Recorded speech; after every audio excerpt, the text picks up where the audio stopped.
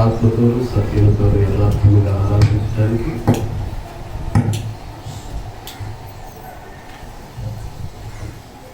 ఆయన మహిమపరిచి ఆయన యొక్క ఆశీర్వాదాలు పొంది భవిష్యత్తులోనికి జీవితాన్ని దేవునికి మహిమకరంగా కొనసాగించుకోవడానికి కూడిన దేవుని పరిశుద్ధులందరికీ పేరు పేరున నా హృదయపూర్వక వందనములు చెల్లిస్తూ ఉన్నాను. మహాదేవుడు సంఘానికి అనేకమైనటువంటి రూప చిత్రాలు ఇచ్చాడు. ఎందుచేతమనంటే సంఘము ద్వారా దేవునితోటి క్రీస్తు ప్రభుతోటి మనకు ఉండాల్సినటువంటి సంబంధాన్ని గురించి అనుబంధాన్ని గురించి మనకు తెలియచేయడానికి. ఆ రూప చిత్రాల్లో దేవునికి మనకు ఉండాల్సినటువంటి అనుబంధాన్ని గురించి తెలియజేస్తూ దానికి మొట్టమొదటి ఇవ్వబడినటువంటి రూప చిత్రం యెహోవా మందిర పర్వతం. యెహోవా మందిర పర్వతం అనేటటువంటి ఆ ఫ్రేజ్, ఆ పదాల సంపుటి దేవునికి మనకు ఉన్నటువంటి సంబంధాన్ని గురించి తెలియజేస్తూ ఉంటుంది. అలాగే గొర్రెల కాపరి క్రీస్తు ప్రభువుకు సంఘానికి ఉండాల్సినటువంటి సంబంధాన్ని గురించి తెలియజేస్తూ ఉంటుంది. అలాగే ద్రాక్షవల్లి ద్రాక్ష తీగలు క్రీస్తు ప్రభువుకు మనకు ఉండాల్సినటువంటి సంబంధాన్ని గురించి తెలియజేస్తూ ఉంటుంది. అలాగే శరీరము శిరస్సు, క్రీస్తు ప్రభు యొక్క శరీరము శిరస్సు, ఇలా అనేకమైనటువంటి రూప చిత్రాలు ఉన్నాయి. దేవునికి మనకి ఉన్నటువంటి అనుబంధం క్రీస్తు సంఘంలో ఏ విధంగా ఉండాలి, అలాగే క్రీస్తు ప్రభువుకు మనకు ఉన్నటువంటి అనుబంధం ఏ విధంగా ఉండాలి అనేటటువంటిది మనకి ఎరుకుపరుస్తూ ఆ రూప చిత్రాలను దేవుడు తన గ్రంథంలో రాసి పెట్టినట్లుగా మనం చూస్తూ ఉన్నాం. ఆఖరిలో మనం అనుకున్నాం, సంఘము క్రీస్తు యొక్క శరీరము, సంఘానికి క్రీస్తు శిరస్సు అయినాడు. చూడండి, ఎఫెసీయులకు రాసినటువంటి మొదటి పత్రిక 1వ అధ్యాయం. అపోస్తలుడైన పౌలు ఎఫెసీ పట్టణంలోని క్రీస్తు సంఘానికి రాసినటువంటి పత్రిక 1వ అధ్యాయం 22-23 వచనాలు. ఆయన సమస్తమును ఆయన పాదముల క్రింద ఉంచి, క్షమించండి, మరియు సమస్తమును ఆయన పాదముల క్రింద ఉంచి సమస్తము పైనే ఆయనను సంఘమునకు శిరస్సుగా నియమించాను.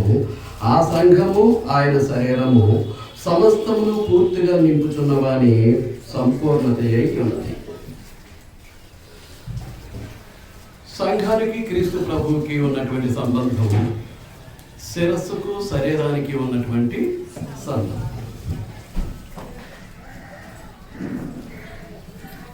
శిరస్సుకు శరీరానికి ఉన్నటువంటి సంబంధం.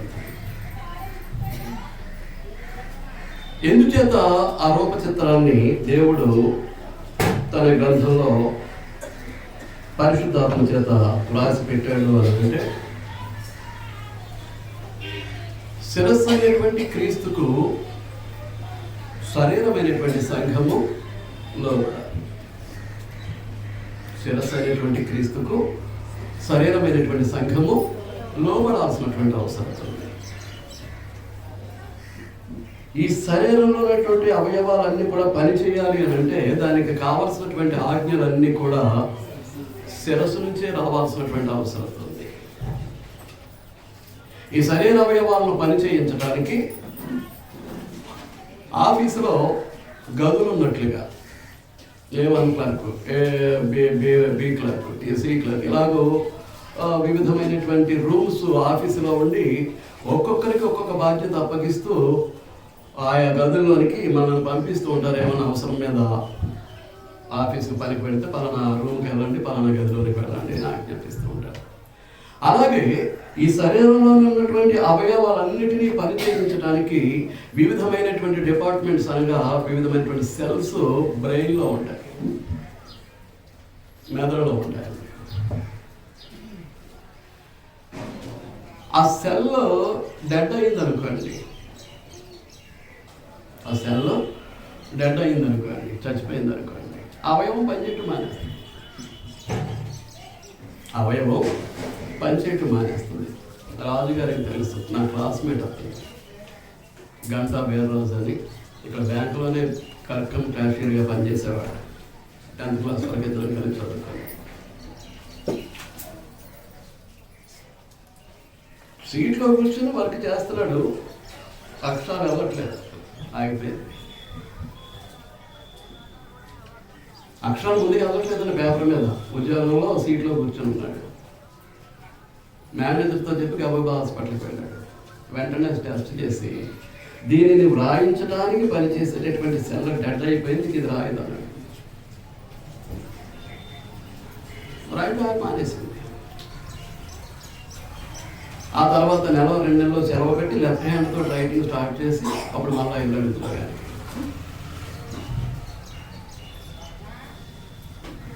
కాళ్ళు నడిపించేటటువంటి సెల డెడ్ అయిపోయింది అని కూడా దానికి పక్షవాతం వచ్చేస్తుంది. అది పనిచేయదు. బ్రెయిన్ స్ట్రోక్లో నటరాకి వెళ్ళొచ్చాను ఆయనకి, స్టేజ్ మీద ఉండగానే దేవుని మహాకృప వల్ల అంతవరకు వెళ్ళి వెనక్కి రావటం జరిగింది. కాబట్టి ఏ అవయవం స్పందించాలి అన్నా, ఏ అవయవం పని చేయాలన్నా దానికి కావలసినటువంటి హెడ్ ఆఫీస్ ఎక్కడుందన్నమాట, బ్రెయిన్లో. బ్రెయిన్లో అది పని చేయిస్తేనే, ఇప్పుడు దోమ పడుతుంది అనుకోండి, వెంటనే శరీరంలో ఉన్నటువంటి జ్ఞానాడుల ద్వారా ఆ రిపోర్ట్ ఎక్కడికి వెళ్ళిపోద్ది, ఎక్కడైతే పుడుతూ ఉందో దానికి సంబంధించినటువంటి డిపార్ట్మెంట్కి వెళ్ళిపోద్ది.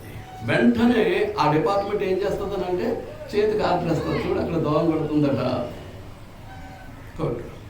వెంటనే చెయ్యాలి. ఏం చేస్తుంది, దొరికితే చస్తుంది, లేకపోతే ఎగిరిపోద్ది, కానీ దురద వస్తుంది, గోపుతుంది. ఇప్పుడు దీనికి అంతటికీ శరీరాన్ని నడిపించేది ఏంటి అన్నమాట అండి, దీనికి అంతటికీ దేహాన్ని నడిపించేది ఏదన్నమాట అండి, బ్రెయిన్. ఇప్పుడు 22వ వచనం, మరియు సమస్తమును ఆయన పాదముల క్రింద ఉంచి సమస్తము పైన ఆయనను సంఘములకు శిరస్సుగా నియమించెను. ఏమర్థమవుతుందో, ఈ సర్వశరీరము కూడా శిరస్సు యొక్క సర్వాధికారానికి ఏ విధంగా లోబడి పనిచేయాలో అదే విధానంలో సంఘము కూడా ఎవరి అధికారానికి లోబడి పనిచేయాలన్నమాట అండి. క్రీస్తు ప్రభు యొక్క అధికారానికి లోబడి పనిచేయాల్సినటువంటి అవసరం ఉంది, లోబడి పనిచేయాల్సినటువంటి అవసరం ఉంది. మీకు అర్థమవుతుందా? అంచేత మనము మన ఇష్టానుసారంగా ఉండడానికి అసలు అవకాశం అనేటటువంటిది లేదు. మీకు అనేక సార్లు చెప్పాను, మీరు ఎప్పుడైతే బాప్తిస్మం పొందారో తండ్రి యొక్క కుమారుని యొక్క పరిశుద్ధాత్మ యొక్క నామమున మనం వారి యొక్క అధికారం కిందకి వచ్చేసాం. దైవత్వంలో 3 వ్యక్తులు ఉన్నారు, తండ్రి, ప్రభు అయినటువంటి యేసుక్రీస్తు, పరిశుద్ధాత్మ. తండ్రి యొక్క కుమారుని యొక్క పరిశుద్ధాత్మ యొక్క నామమున బాప్తిస్మం పొందాము అని అంటే మనం తండ్రి, కుమార, పరిశుద్ధాత్మల యొక్క అధికారం క్రిందికి వచ్చేసాం. మీకు అర్థమవుతుందా? నామము అంటే అధికారం. నామము అంటే ఏంటన్నమాట అండి, అధికారం. ఆయన వారి యొక్క అధికారం కిందకి వచ్చేసిన తర్వాత వారి అధికారానికి మనం లోబడటమే తప్ప మన ఇష్టానుసారంగా మనం ఉండటానికి అసలు అవకాశం అనేటటువంటిది లేదు. మన ఇష్టానుసారంగా ఉండటానికి అవకాశాలు లేదు. మీకు అర్థమవుతుందా? ఇప్పుడు తర్వాత ఏంటి అంటే శరీరంలో అవయవాలన్నీ పనిచేయాలి. శరీరంలో అవయవాలన్నీ పనిచేయాలి. పనిచేస్తుంటేనే ఆ వ్యక్తి ఆరోగ్యంగా ఉండగలుగుతాడు. ఆ వ్యక్తి ఆరోగ్యంగా ఉండగలుగుతాడు. కళ్ళజోడు పెట్టాము అని అంటే కళ్ళు సరిగా పనిచేయకే కదా, కళ్ళు సరిగా పనిచేయట్లేదు. ఆ దృష్టిని తేటగా పొందడానికి ఏం చేస్తూ ఉంటాం? కాళ్ళజోడు వివిధ రకాలైనటువంటి పవర్లతోటి వాళ్ళు కాళ్ళజోడు తయారు చేసి డాక్టర్ యొక్క సలహా మేరకు ఏం చేస్తూ ఉంటారు, మనకి ఇస్తూ ఉంటారు, మనం ధరిస్తూ ఉంటాం. మీకు అర్థమవుతుందా? అలాగే ఇప్పుడు మొన్న 2019 జూన్ 25వ తారీఖు నుంచి నేను బీపీ ట్యాబ్లెట్ వాడుతున్నా డైలీ ఒకటి. ఏమైంది? ఆ బీపీలో హెచ్చు తగ్గులు వచ్చాయి, అది సరిగా పనిచేయట్లేదు కాబట్టి దాన్ని కంట్రోల్ చేసుకోవడానికి నేను ఏం చేస్తున్నాను, ఒక ట్యాబ్లెట్ వేస్తున్నాను. అలాగే వివిధమైనటువంటి జబ్బులు వ్యాధులు కలిగినటువంటి వారు వివిధమైనటువంటి ట్యాబ్లెట్స్ వేసి ఏం చేస్తుంటారు, వ్యాధిని అదుపులో ఉంచడానికి ప్రయత్నం చేస్తుంటారు. కొన్నాళ్ళు నేను మోకాలకి కవర్ తొడిగాను, నేను చేత అది సరిగా పని చేయట్లేదు. అలాగే మెడ పని చేయకపోతే మెడకి కవర్ పెడుతుంటాడు, నడుము సరిగా పని చేయకపోతే నడునికి కవరు పెడుతూ ఉంటాడు డాక్టర్ సలహా మీద. అంటే ఆ అవయవాలు పనిచేస్తేనే కానీ ఇది ఎలా ఉండదు అనమాట, ఆరోగ్యంగా ఉండటానికి అవకాశం లేదు. అన్ని అవయవాలు పనిచేస్తే ప్రత్యక్షంగా కానీ పరోక్షంగా కానీ, బాహ్యానికి కనిపించేటటువంటి అవయవాలు కానీ అంతర్లీనంగా ఉన్నటువంటి అవయవాలు కానీ అవన్నీ సక్రమంగా పనిచేస్తేనే దేహం ఆరోగ్యంగా ఉంటుంది. పని చేయకపోతే దేహానికి ఆరోగ్యంగా ఉండదు, దేహానికి ఆరోగ్యం ఉండదు, ఆ పని జరగదు, ఆ పని జరగదు. కొంతమందికి కిడ్నీలు ఇన్ఫెక్షన్ గురై యూరిన్ బయటకు పోవడానికి ఇబ్బంది అయిపోతుంది. మీరు అర్థమవుతుందా? యూరిన్కి వెళ్ళడానికి ఇబ్బంది అయిపోతుంది. ఇక రకరకాల వ్యాధులు. కనుక అన్ని అవయవాలు పనిచేస్తే ఆరోగ్యం, శరీరం క్షేమంగా ఉండి తన పనిని అది జరిగిస్తుంది. లేదు అనుకుంటే కుదరదు. మరి క్రీస్తు శరీరం మాట ఏంటో,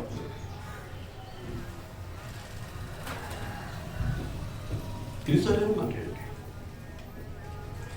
మొట్టమొదట మనం చేసేటటువంటి, ఇప్పుడు మనం ఏమై ఉన్నాం చూడండి, కొరింథీయులకు రాసినటువంటి మొదటి పత్రిక 12వ అధ్యాయం. కొరింథీయులకు రాసినటువంటి మొదటి పత్రిక 12వ అధ్యాయం.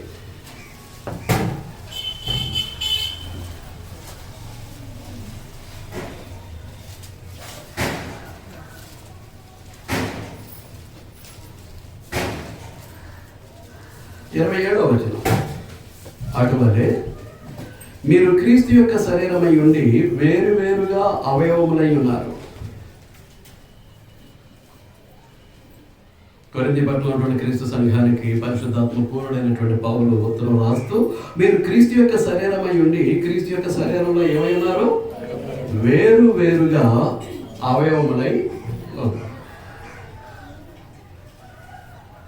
అంటే క్రీస్తు యొక్క శరీరానికి అవయవాలు ఎవరన్నమాట? ఎవరు? సంఘ సభ్యులు. ఎవరు? సంఘ సభ్యులు. మీకు పోయిన వారం చెప్పారు, మీరు లేకపోతే నాకేమీ లేదు అని. నా ఆనందము, నా సంతోషము, నా అతిశయము, నా కిరీటము సమస్తం మీరే. మీరు లేకపోతే దేవుని దగ్గర నాకు ఏమీ ఆత్మ సంబంధమైనటువంటి ఆశీర్వాదాలు లభించడానికి అవకాశాలు లేవు. ఇప్పుడు కూడా క్రీస్తు శరీరముగా కూడుకుంటున్నటువంటి మనము సక్రమంగా కూడుకోకపోతే క్రీస్తు ప్రభుని ఏం చేస్తున్నాం అన్నమాట, అంగవికలుడిగా తయారు చేస్తూ ఉన్నా. కన్నుగా ఉన్నటువంటి నేను రాలేదు అని అంటే, క్రీస్తు శరీరముగా కూడుకునేటటువంటి క్రీస్తు సంఘములో నేను కూడుకోలేదు అని అంటే, ఆయన ఏం చేశాను అనమాట, ఆయన ఏం చేశాను, నేను కన్నుగా ఉన్నాను, ఆయన ఏం చేశాను, గుడివాడిగా చేశాను. క్రీస్తు శరీరాన్ని ఏం చేశాను, గుడ్డివాడిగా చేశాను. అలాగే చెయ్యిగా ఉన్నటువంటి మరొక సహోదరుడు హాజరు కాలేదు అనుకోండి, ఆయన ఏం చేశాడు, అరటివాడిగా చేశాడు. కాలుగా ఉన్నటువంటి ఒక సహోదరి రాలేదు అనుకోండి, ఏం చేసింది ఆవిడ, క్రీస్తు ప్రభుని కుటుంబానిగా చేసింది. పాపమంటారా కాదంటారా? క్రీస్తు ప్రభు యొక్క శరీరాన్ని ఆ విధంగా చేయటం అనేటటువంటిది పాపమా కాదా? చెప్పాలా? ఏమండి, పాపమా కాదా? అసలు క్రీస్తు ప్రభు సంఘం, క్రీస్తు పరిశుద్ధ శరీరమైనటువంటి సంఘముగా కూడుకొనుట్లోనే నిర్లక్ష్యం చేసి మనం పాపాన్ని మూటగట్టుకుంటూ ఉంటే, చేయాల్సినటువంటి పని క్రీస్తు శరీరంలో ఉన్నటువంటి అవయవంగా నేను పని చేయకపోతే అది ఇంకెంత ఘోరమైనటువంటి పాపం అవుతుందో.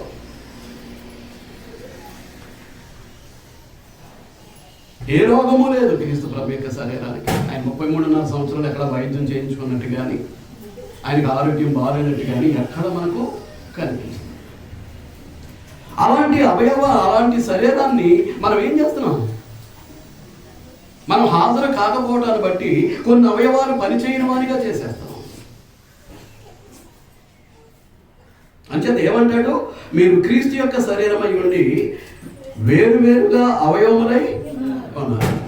మీరు క్రీస్తు యొక్క శరీరమై ఉండి ఆయనకు వేరువేరుగా అవయవములై ఉన్నారు. ఆ పని చేయకపోతే ఇప్పుడు క్రీస్తు శరీరం రోగంతో నిండింది అవుతుందా లేదా?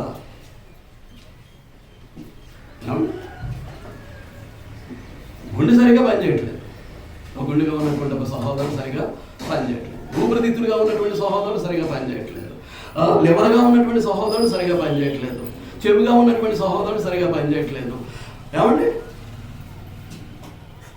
ఇలాగూ క్రీస్తు శరీరంలో ప్రత్యేక అవయవాలుగా ఉన్నటువంటి వారు సరిగా పని చేయకపోతే ఆయన శరీరాన్ని ఎలా తయారు చేస్తారు?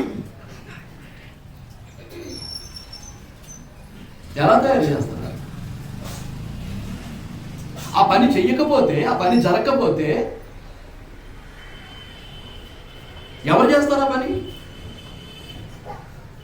అవయవంగా ఉన్నటువంటి నీవు సంఘముగా కూడుకున్నట్లో కానీ, అక్కడ జరిగించాల్సినటువంటి కార్యాలు జరిగించుట్లో కానీ నీవు నేను హాజరు కాకపోతే ఇప్పుడు ఆ పని ఎవరు చేస్తారు?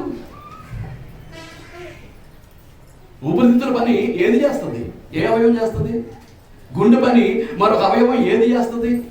లివర్ పని మరి ఒక అవయవం ఏ అవయవం చేస్తుంది? కిడ్నీ పని మరొక అవయవం ఏది పంచుకుంటుందండి? ఏది చేస్తుంది?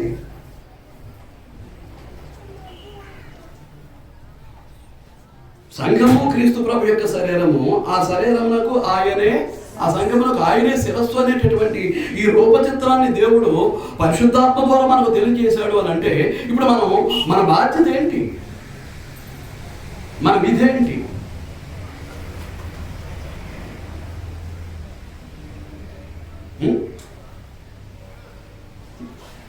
ఏంటంటే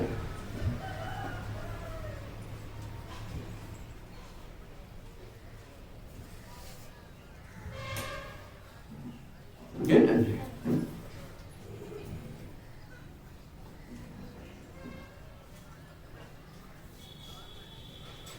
ఈ జ్ఞానము లేనటువంటి పరిస్థితుల్లో వచ్చిన వాళ్ళతోటే పని చేసుకుందామంటే మనం మిగిలిన వాళ్ళకి రక్షణ పెరగలేదు. వాళ్ళు పర్వకానికి వెళ్ళరా?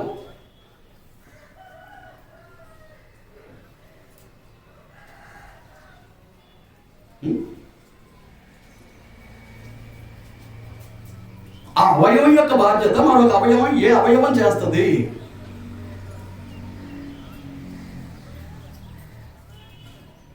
చేస్తే సక్సెస్ అవుద్దా? గుండె పని ఊపిరితిత్తులు, ఊపిరితిత్తుల పని గుండె చేస్తే సక్సెస్ అవుద్దా? లివర్ పని కిడ్నీ, కిడ్నీ పని లివర్ చేస్తే సక్సెస్ అవుతుందా? రక్తనాళాల యొక్క పని నరముల యొక్క పని రక్తనాళం చేయడానికి కుదురుతుందా?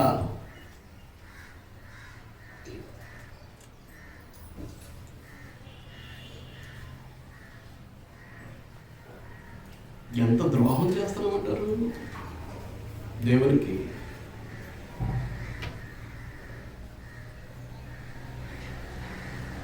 మన పాపాలు తన అద్వితీయ కుమారుడి మీద మోపి మన పాప శిక్షను ఆయన దేహానికి విధింపచేసి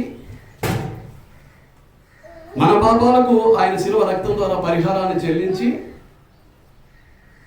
ప్రాయశ్చిత్తం చేసినటువంటి దేవునికి, లేకపోతే క్రీస్తు ప్రభువుకు ఇదేనా మనం చెల్లించాల్సినటువంటి కృతజ్ఞత?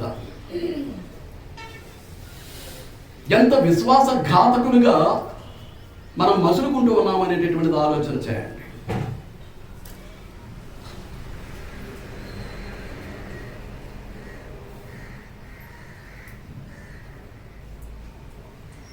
ఇవ్వబడినటువంటి రూపచిత్రాల యొక్క ఆ భావం, ఆ సారాంశాన్ని మనం అవగాహన చేసుకోకుండా, దాన్ని అర్థం చేసుకోకుండా, నాకు వీలైతే వస్తాను లేకపోతే లేదు, నాకు ఖాళీ ఉంటే వస్తాను లేకపోతే లేదు, నాకు అనుకూలత ఉంటే వస్తాను లేకపోతే లేదు.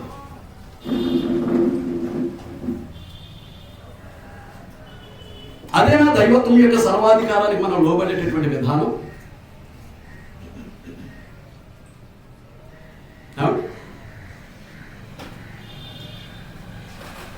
ఒక సహోదరులు ఉన్నారు,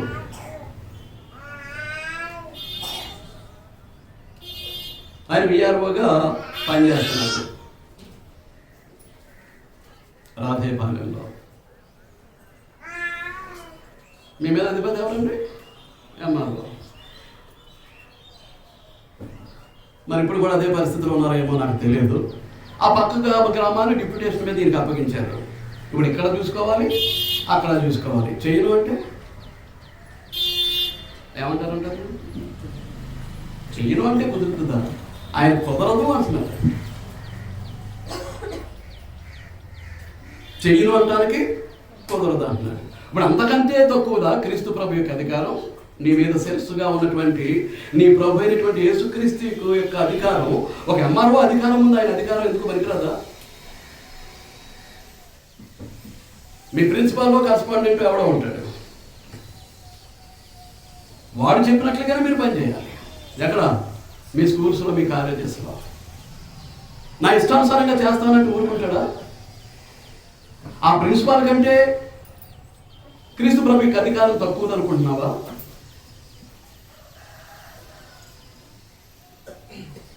ఒక్క ఫోన్ కొట్టు వచ్చేయంటే గిలగిల కొట్లాడుతూ పరుగులు పెట్టేస్తానే మన యజమాని దగ్గరికి. అంతకంటే తక్కువ అధికారమా క్రీస్తు ప్రభుది?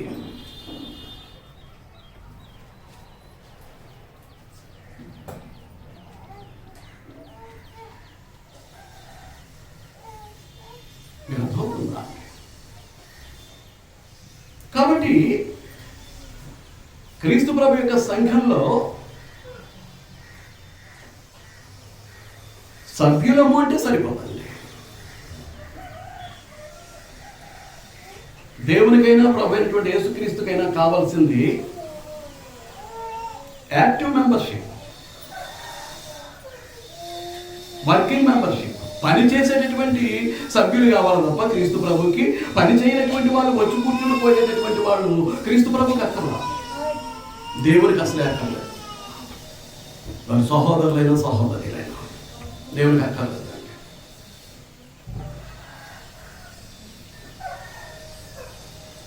మీకు అర్థమవుతుందా? అందరము క్రీస్తు యొక్క పరిశుద్ధ శరీరంలో అవయవాలుగా ఉన్నాం కనుక ఏ అవయవం పని చేయకపోయినా మనం డాక్టర్ దగ్గరికి పారిపోతాం కనుక వాడి వైద్యంతో ఆ అవయవాన్ని సక్రమంగా పనిచేయించుకోవడానికి మనం ప్రయత్నం చేస్తూ ఉంటాం కనుక ఇది ఎవరో బాగు చేసేది కాదండి. ఏది? క్రీస్తు ప్రభు యొక్క శరీరాన్ని నీకు అవయవంగా నిర్వహించాల్సినటువంటి బాధ్యతను క్రీస్తు ప్రభు యొక్క శరీరం నిర్వహించకపోతే, దానిని బట్టి ఆయన శరీరం రోగిష్ఠత అవుతూ ఉంటే, లేకపోతే అంగవైకల్యాన్ని పొందుతూ ఉంటే, మరి దాన్ని ఎవరు సరి చేస్తారు?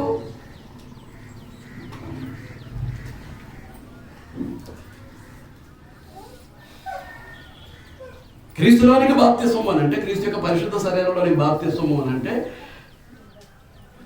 క్రీస్తు యొక్క శరీరం అంటే క్రీస్తు యొక్క సంఘంలోనికి బాప్తిస్మం ద్వారా నువ్వు ప్రవేశిస్తే, ఆయన శరీరంలో ఒక ప్రత్యేకమైనటువంటి అవయవంగా నువ్వు మార్చబడితే, నీ పని నువ్వు చేయకుండా ఎస్కేప్ అయిపోవడానికి, తప్పించుకోవడానికి ప్రయత్నం చేస్తూ ఉంటే ఎవరు చేస్తారు ఆ పని?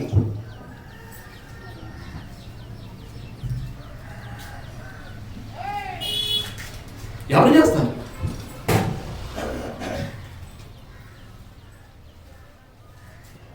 అంచేతనే సంఘంలో ఉన్నటువంటి దేవుని కుమారుడు కుమార్తె అయినటువంటి వారు, క్రీస్తునందు ప్రియమైనటువంటి సహోదరి సహోదరులుగా ఉన్నటువంటి వారు ఏమై ఉండాలి? పనిచేసేవారై ఉండాలి. ఏమై ఉండాలండి? పనిచేసేవారై ఉండాలి. చూడండి, మత్తయి సువార్త 20వ అధ్యాయం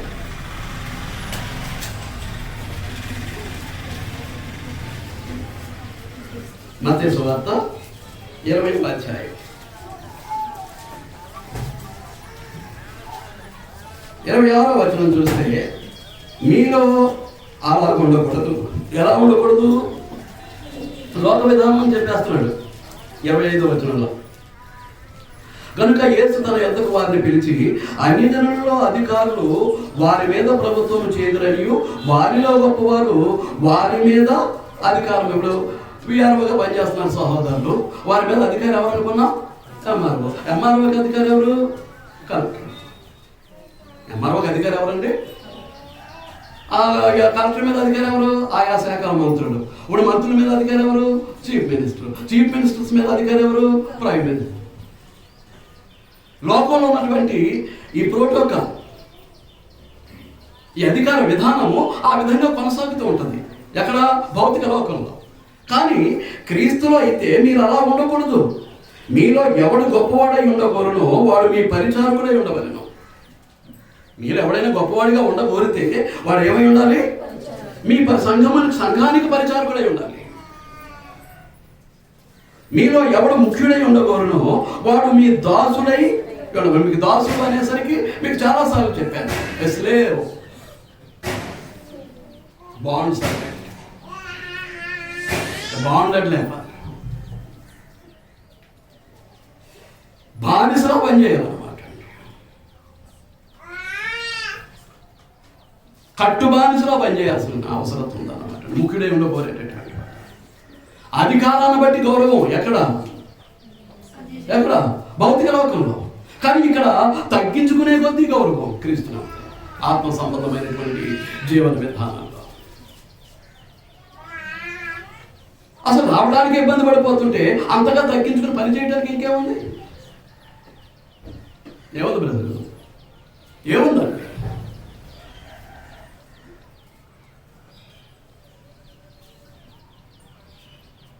ఏముందండి? 23వ అధ్యాయం అదే మత్తయి సువార్త.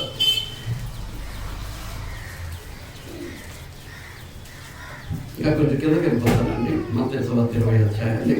కనుక ముఖ్యుడై ఉండకూడదు, వాడు మీకు దాసుడై ఉండదు. దానికి ఎవరి మాదిరి చూపెడుతూ ఉన్నారు అంటే ప్రభువైనటువంటి యేసుక్రీస్తు యొక్క మాదిరినే చూపెడుతూ ఉన్నారు. ఎక్కడ? 28వ వచనంలో. అలాగే మనిషి కుమారుడు పరిచారము చేయించుకున్నటకు రాలేదు కానీ పరిచారము చేయుటకును అనేకులకు ప్రతిగా విమోచన క్రయధనముగా తన ప్రాణమునిచ్చుటకు వచ్చాను. కనుక ఆ గొప్పవాడై ఉండబోరు వాడు పరిచారకుడై ఉండటానికి, ముఖ్యుడై ఉండబోరు వాడు బానిసగా పనిచేయటానికి ఎవరి జీవితం మాదిరి అన్నమాట. తన జీవితాన్ని మన ముందు మాదిరిగా ఉంచుతూ ఉన్నారు. క్రీస్తు కంటే గొప్ప ఏమండి? క్రీస్తు కంటే గొప్పవాడుమా? కానీ అలాగే ఉంటుంది. ప్రభువుకే మేము ప్రభువులు, వాడేవాడు మాకు చెప్పడానికి, వాడి అధికారానికి మేము లోబట్టమేంటి అన్నట్టుగా ప్రవర్తిస్తూ ఉంటారు, అన్నట్టుగా మాట్లాడుతూ ఉంటారు. దేవుడెవడు? దేవుడికే దేవుళ్ళు. వాడు చెప్పటమేంటి, మేము చేయటమేంటి? ఇలాంటి పరిస్థితుల్లో ప్రవర్తిస్తూ ఉంటారు.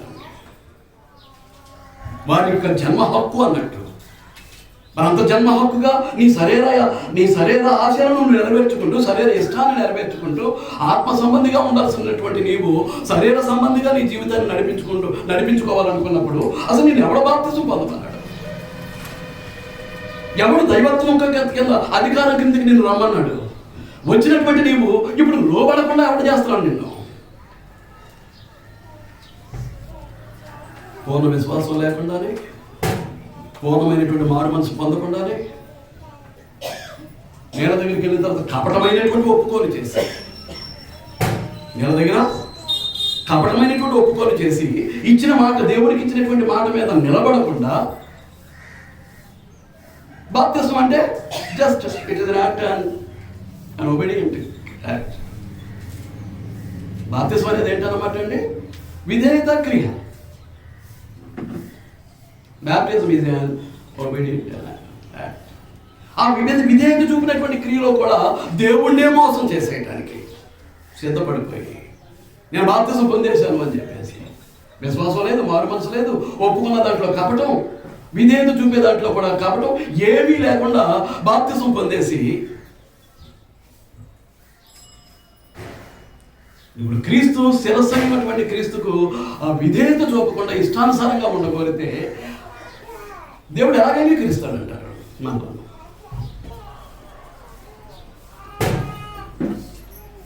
క్రీస్తులు ఎందుకు పెట్టాడు? పరలోక బంధును భూమి మీదను క్రీస్తు ప్రభుకు సర్వాధికారాన్ని ఇచ్చి క్రీస్తులో మనల్ని ఎందుకు పెట్టాడు? క్షణము కూడా మన జీవితాన్ని ఆయన చూసుకోవటానికే. నీ హృదయ సింహాసనం మీద ఆయనను ప్రభువుగా ప్రతిష్ఠించుకున్నావు అని అంటే ఆయన సర్వాధికారానికి నీ అవయవాలు అన్ని లోపరచాల్సినటువంటి అవసరం. నీ తలంపులు క్రీస్తు ప్రభుకు లోపరచాల్సినటువంటి అవసరం ఉంది. నీ కోరికలు క్రీస్తు ప్రభుకు లోపరచాల్సినటువంటి అవసరం ఉంది. నీ ఆలోచనలను క్రీస్తు ప్రభుకు లోపరచాల్సినటువంటి అవసరం ఉంది. లోపరచకుండా ఇష్టానుసారంగా జీవిస్తూ నేను క్రీస్తు సంఘ సభ్యుడిని, క్రైస్తవుడిని, క్రైస్తవురాలి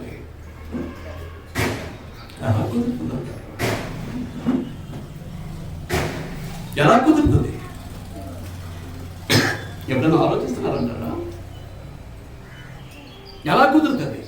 మన జీవితాలు దేవునికి ఎలా అంగీకారయోగ్యమైనవి ఉంటాయి?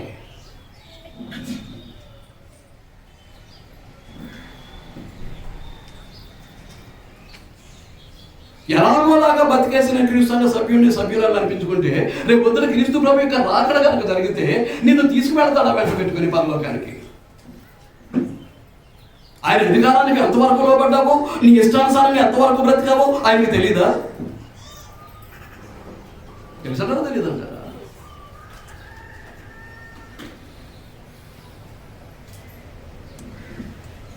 ఇప్పుడు ఇదంతా ఎందుకు? ఈ ఆరాధనలు ఎందుకు? ఈ బైబిల్ తరగతులు ఎందుకు? ఈ గృహ కూడికలు ఎందుకు? ఈ కృతజ్ఞత కూడికలు ఎందుకు? ఈ సువార్త పట్టు ఎందుకు? దేవుని మాట విని దేవుడు చెప్పినట్లుగా నడుచుకోవడానికైనా, కాలక్షేపానికి వచ్చేసి వెళ్ళిపోవడానికి?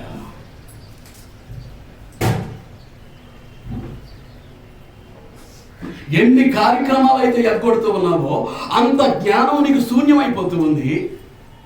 ఆ శూన్యమైనటువంటి జ్ఞానంలో నువ్వు తప్పులే చేస్తావు, పాపాలే చేస్తావు. క్రీస్తునందు పరిశుద్ధులుగా ఉండటానికి అవకాశాలు లేవు. క్రీస్తునందు పరిశుద్ధులుగా ఉంచడానికి అవకాశాలు లేవు. అంటే ఎలా మిగిలిపోతావు అన్నమాట దేవుని దృష్టిలో, ప్రభు యొక్క దృష్టిలో పాపులుగానే మిగిలిపోతావు. ఎలా మిగిలిపోతామండి? పాపులుగానే మిగిలిపోతాం. ఎక్కడికి వెళ్తాం?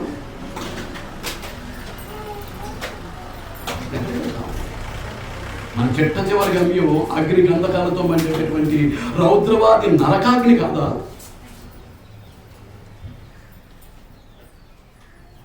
అలాంటి అవిధేయత జీవితంలో సాతాను నేను బంధిస్తూ ఉంటే, దేవుని కుమారుడని చెప్పుకుంటూ సాతాను ఇష్టాన్ని నెరవేరుస్తూ సాతాను క్రియలను జరిగించుకుంటూ పోతూ ఉంటే ఎక్కడికి వెళ్తావు? సాతాను వెళ్ళి నువ్వు వెళ్తావు, నేను వెళ్తాను. దేవుడున్న చోటుకి వెళ్ళడానికి అవకాశాలు లేవు. క్రీస్తు ప్రభు తను వెంట పెట్టుకున్నాడంటే యోగ్యత మనకు ఉండేటటువంటి పరిస్థితులు లేవు. ఆలోచన చేయాలి, ఆలోచన చేయాలి.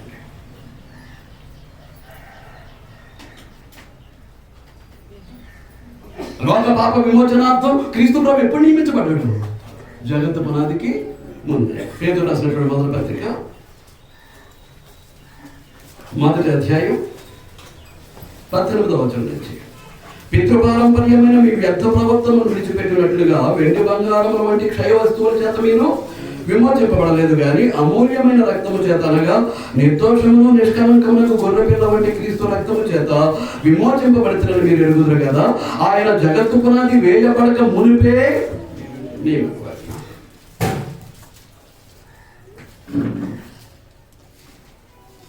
ఎప్పుడు నియమించబడండి? ఈ భూమికి పునాదిరాయి వేయకముందే, ఈ సృష్టికి పునాదిరాయి వేయకముందే మానవ పతనాన్ని ముందుగానే తన భవిష్యత్తు జ్ఞానంలో చూచినటువంటి వాడై క్రీస్తుని ఏం చేశాడు? మన బదులుగా మన ప్రాణం పోవాలి, మన ప్రాణానికి బదులుగా ఆయన ప్రాణాన్ని అర్పించేటట్లుగా ఆయనను ప్రత్యామ్నాయంగా ఏర్పాటు చేసుకున్నాడు. లేదా మనం ఎవరు ఉండమండి భూమి? ఆయన శిలువ రక్తంతో కడుగబడినటువంటి వారు క్రీస్తు సంఘం. ఆ సంఘాన్ని ఎప్పుడు ఏర్పాటు చేశాడు? ఎఫెసీయులకు రాసిన పత్రిక 1వ అధ్యాయం.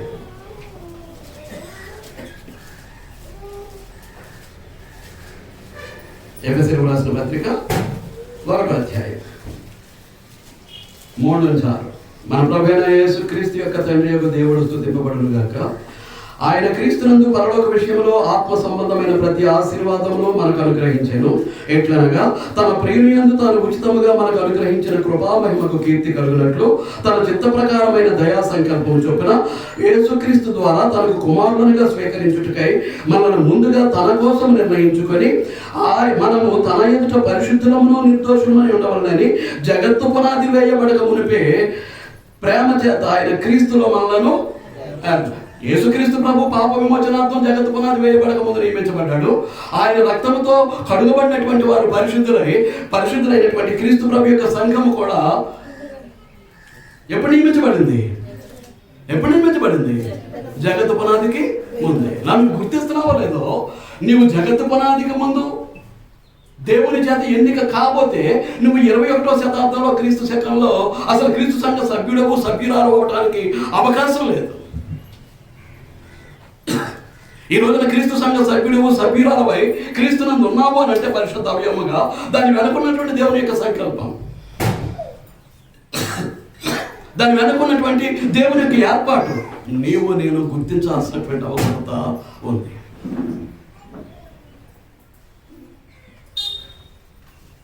నాకు కుదరలేదు, నాకు అర్జెంటు, నేను వెళ్ళిపోవాలి. దేనికి? ఎవరికంటే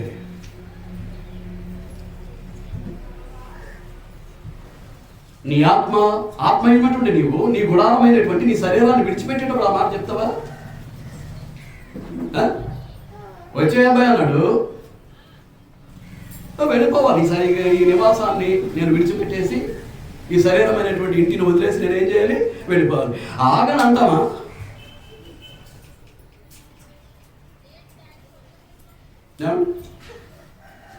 తర్వాత వస్తానంటామా? కొన్ని పనులు ఉన్నాయి, భూమి మీద చక్క పెట్టుకుని వస్తానంటామా?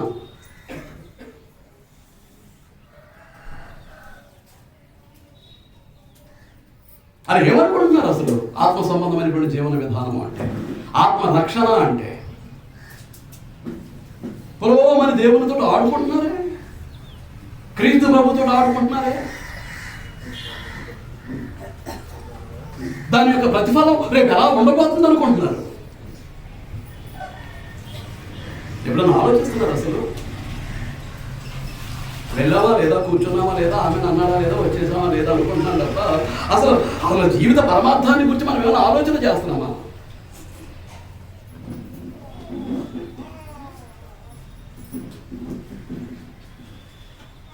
వచ్చే అబ్బాయిని పిలిచాడు అనుకో,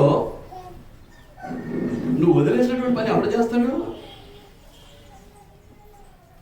ఎవరు చేస్తారండి? నువ్వు చేయాల్సినటువంటి పని భూమి మీద ఇంకెంతో మిగిలిపోయింది, చేయకుండానే దేవుడు పిలిచేశాడు. ఎవడు చేస్తాడు నువ్వు వదిలేసినటువంటి పని?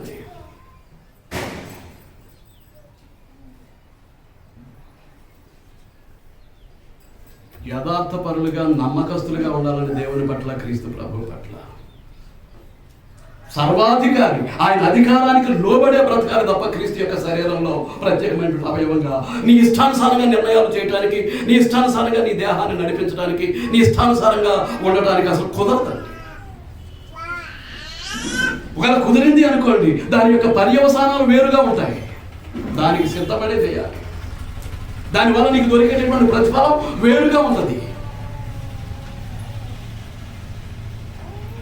ఆశీర్వాదాలతో కొనసాగించాల్సినటువంటి జీవితం శాపాలతో కొనసాగిస్తే దాని యొక్క ప్రతిఫలం ఎలా ఉంటుంది? రిజల్ట్ దేవుణ్ణి చేతగాని వాడిగా, క్రీస్తు ప్రభుని చేతగాని వాడిగా చేసి నేను ఆడుకుందాము అనుకుంటే చూస్తూ ఊరుకోడండి. క్రీస్తు ప్రభు ఎప్పుడు నియమించబడ్డాడు? జగత్తు పునాదికి ముందు. సంఘం ఎప్పుడు, క్రీస్తు సంఘం ఎప్పుడు నియమించబడింది? జగత్తు పునాదికి ముందు. క్రీస్తు సంఘంగా ఉన్నటువంటి మనము చేయాల్సినటువంటి క్రియలు ఎప్పుడు నిర్ణయించబడ్డాయి? ఎప్పుడు నిర్ణయించబడ్డాయి? నేనెవరిని, నువ్వెవరు? వీలైతే వస్తావు, లేకపోతే లేదు. నీకున్నటువంటి హక్కు ఏంటి? నీకున్నటువంటి అధికారం ఏంటి?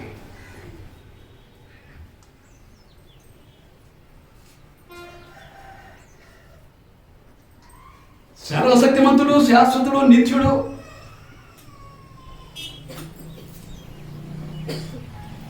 సమస్తమును చేయగల సమర్థుడు, సమస్తమును కూడా తనకు సాధ్యపరచుకోగలిగినటువంటి శక్తిమంతుడైనటువంటి దేవుని ముందు మన కుప్పిగంతులు ఎంత అంటున్నాను.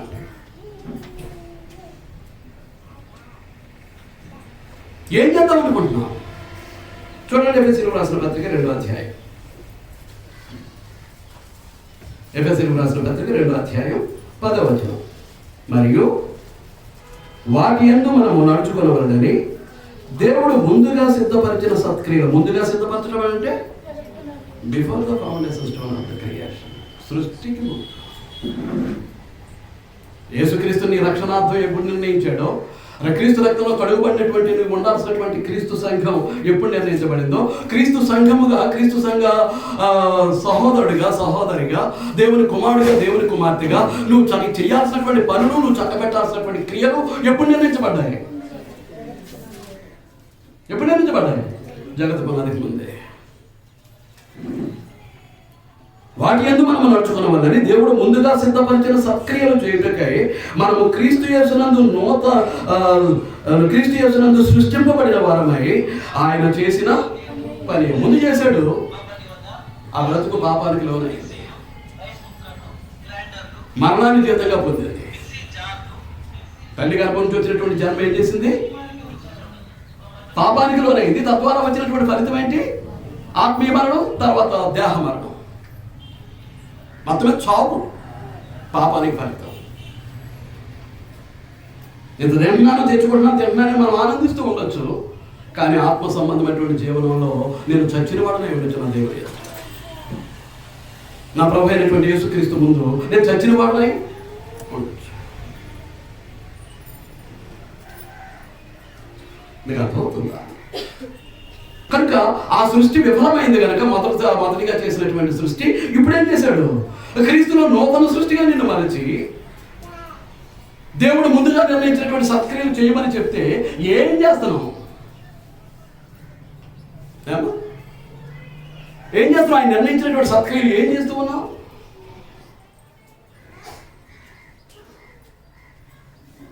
ఆ ముగ్గురు ఆ నలుగురే కదా కూర్చొని సర్దేది. కొత్తగా ఎవరైనా వస్తున్నారా? అప్పుడప్పుడు వస్తుంటారు మహానుభావుడు కందిగట్ల భీమరాజు గారు. సంతోషం. బాధ్యత లేదా? టంచనగా వచ్చి ఆవిడిచిన దాని మీద కూర్చొని ఆరాధన చేసేసుకుని ఒకవేళ తీస్తే ఆ కుర్చీ అలా పెడతారేమో, మీరు కూర్చున్నటువంటి కుర్చీ తీసి అలా పెడతారేమో. ఇక అంతమించి చేసేదేముంది? ముందుగా సిద్ధపరిచినటువంటి సత్క్రియలు చేయడానికి నేనేం చేశాడు? ఏం చేశాడు? క్రీస్తు యేసునందు నూతన సృష్టిగా మార్చాడు. ముందు సృష్టి విఫలమైతే ఇప్పుడు ఏం చేశాడు? నూతన సృష్టి.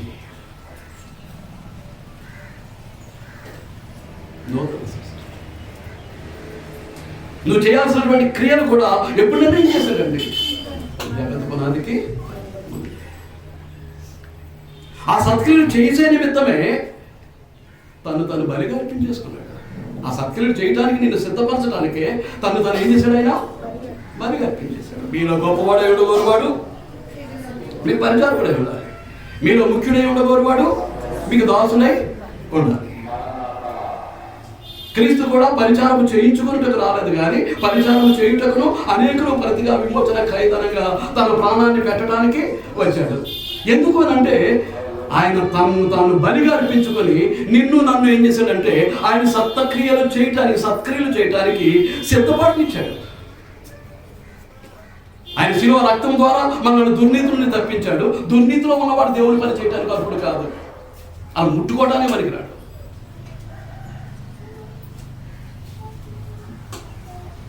నీతి తప్పినటువంటి బ్రతుకు కలిగినటువంటి వాడు. నీతి అని అంటే దేవుడు చెప్పినట్లుగా నెరవేర్చడమే. దేవుడు చెప్పినట్టుగా నెరవేర్చిన వాడు నీతిమంతుడు కాదు, దుర్నీతిపరుడు.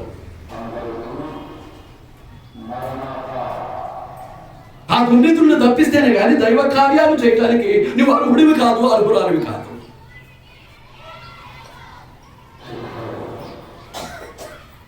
సకల దుర్నీతి నీలో ఉంచుకొని దేవుని కార్యాలు చేయడానికి సిద్ధపడిపోతున్నామేమో.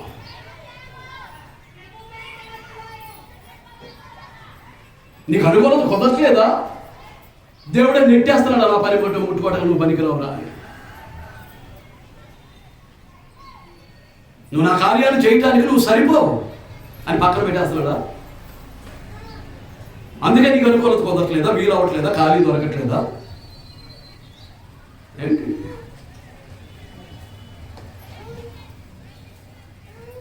దేవుని నీతికి లోబడినటువంటి నీ దుర్నీతి ఆ స్థితిలో దేవుని ఎదురు నిన్ను నిలబెడుతూ ఉందా?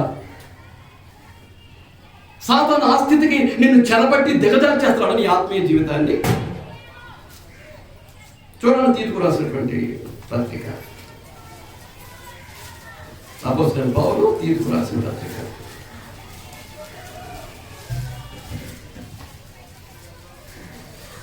2వ అధ్యాయం 14వ వచనం. ఆయన సమస్తమైన దుర్నీతి నుండి మనల్ని విమోచించి, ఉందా అండి? ఆయన సమస్తమైన దుర్నీతి నుండి మనల్ని విమోచించి సత్క్రియల యందు ఆసక్తి గల ప్రజలుగా తన కోసము పవిత్రపరుచుకొని తన సొత్తుగా చేసుకున్నటకు తను తానే మన కొరకు అర్పించాడు. అర్థం అవట్లేదు.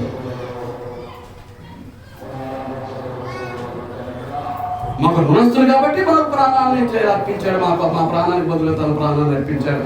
ఆయన రక్తాన్నంతటిని మా పాపాలు కలిగి చిందించాడు. మాకు రుణస్తుడు అనుకుంటున్నారా? ఏమనుకుంటున్నారు?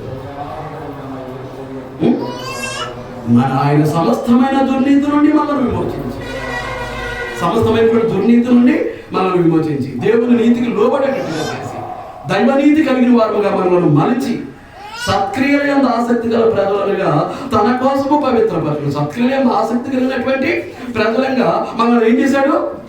దుర్నీతి నుంచి విడుదల చేసి మనల్ని పవిత్రపరుచుకున్నాడు. నేను ఏమీ చేయను, వచ్చి కూర్చుని వెళ్ళిపోతాను అని అంటే అసలు నీకంటూ ఏ స్థానము లేదు దేవుని క్రీస్తునంత, దేవుని ఎదుట ఏమీ లేదండి.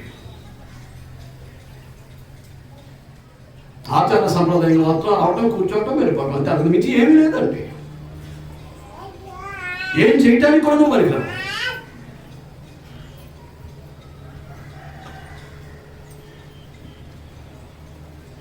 చేయాలి అంటే దేవుని నీతికి లోబడి సమస్త దుర్నీతి నుండి విడుదల పొంది పవిత్రపరుచుకుంటే, ఆయన తన సొత్తుగా చేసుకుంటే అప్పుడు ఆయన నియమించినటువంటి సత్క్రియలు చేయడానికి యోగ్యుడు.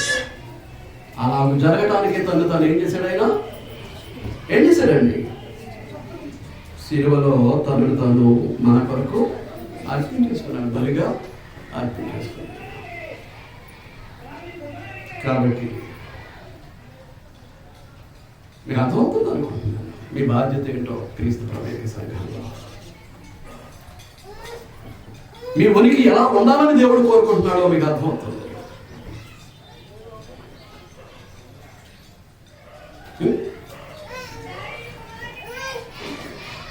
ఎలా ఉండాలో మీకు అర్థమవుతుంది. దేవుని వల్ల దానికి ఉంటుంది. ప్రతి అవయవానికి వేరు వేరు పనులు ఉంటాయి. అది కూడా చెప్పేస్తున్నాడు. కొరింథీయులకు రాసినటువంటి మొదటి పత్రిక, ముందు రోమపత్రిక 12వ అధ్యాయం చూడండి. రోమపత్రిక 12వ అధ్యాయం 4-5 వచనాలు కలిపేశాడు. ఒక్క శరీరంలో మనకు అనేక అవయములు ఉండేలను, ఈ అవయములన్నిటికీ ఒక్కటే పని ఎలా ఉండదో. ఇందాక అడిగాను, ఊపిరితిత్తుల పని గుండె చేస్తుందా? గుండె చేసే పని ఊపిరితిత్తులు చేస్తాయా? లివర్ చేసే పని కిడ్నీలు చేస్తాయా? కిడ్నీ చేసే పని లివర్ చేస్తుందా?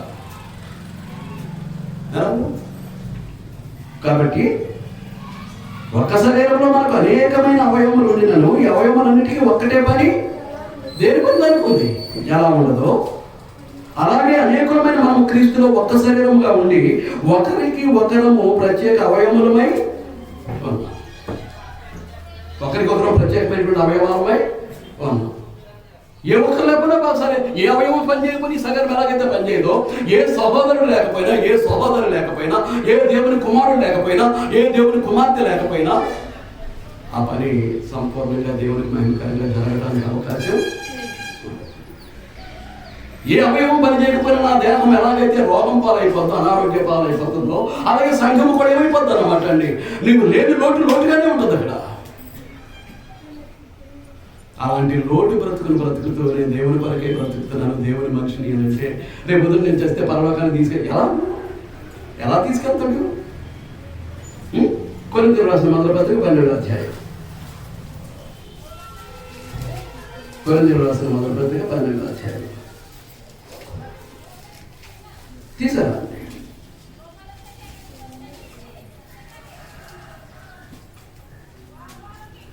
12వ వచనం చదువుతున్నాను.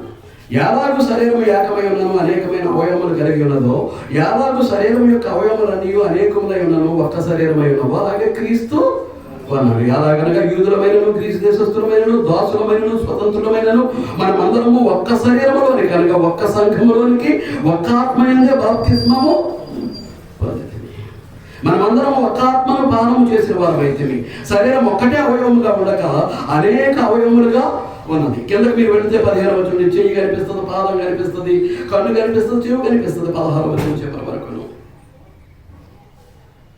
17వ వచనాన్ని కూడా కలుపుకుంటే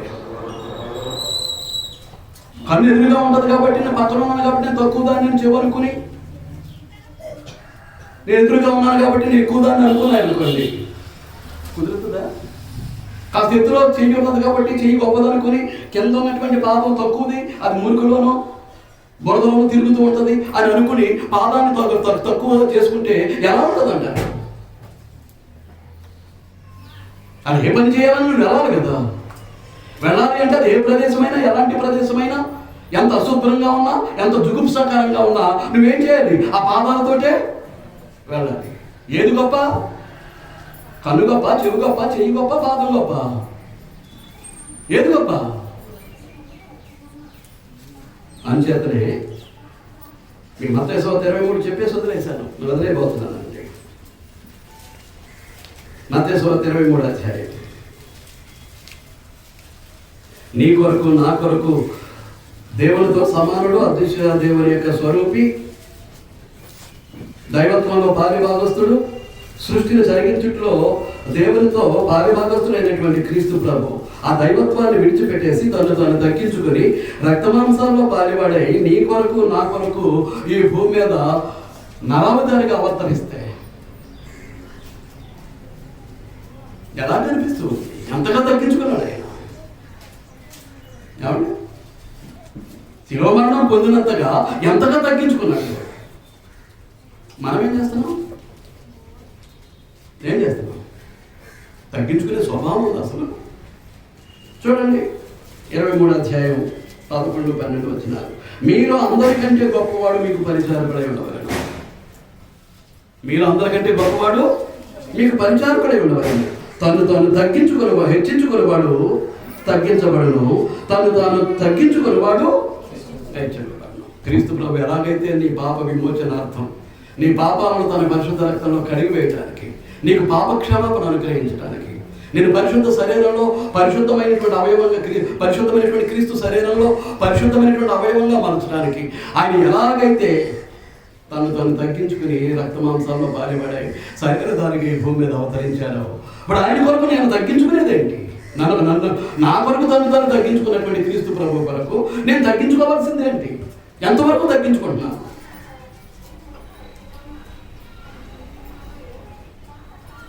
నేను ఆలోచన చేస్తూ ఉంటానని నేను భావిస్తూ ఉంటాను. ఆలోచన చేయాలి.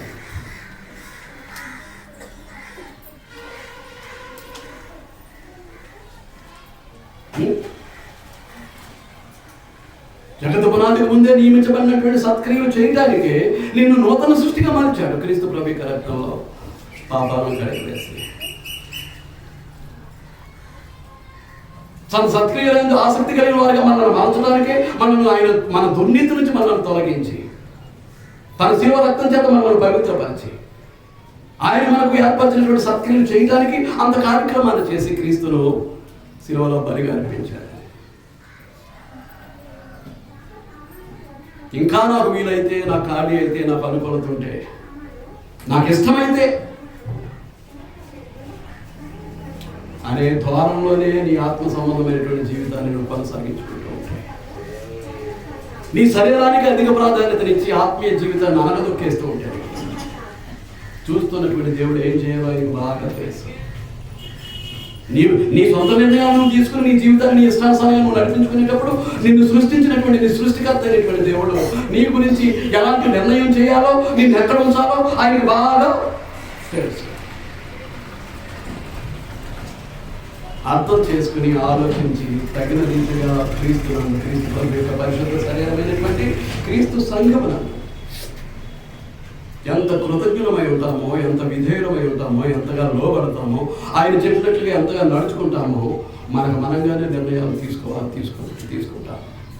తీసుకోవాల్సినటువంటి అవసరం ఉంటుంది. అది దేవునికి అనుకూలమా కాదా? నీ శరీరానికి అనుకూలమా కాదు? నీ శరీరానుసారమైనటువంటి మనసుకు అనుకూలమా కాదు?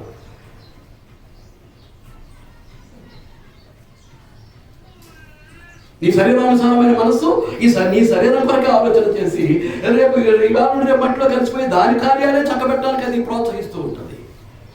అదే ఆత్మానుసారమైనటువంటి మనసు అయితే శరీర క్రియలను చంపి దేవుని కొరకు నిన్ను నిలవబెడుతుంది. ఏ జీవితం కావాలనుకుంటామో ఆ విధంగా జీవితాన్ని నడిపించుకుందాం. శ్రద్ధగా విన్నందుకు మీ అందరికీ వందనాలు తెలియజేస్తూ ఈ ఆత్మీయ హెచ్చరికను ముగిస్తూ ఉన్నానండి. అందరికీ వందనాలు. అధ్యక్షుడు.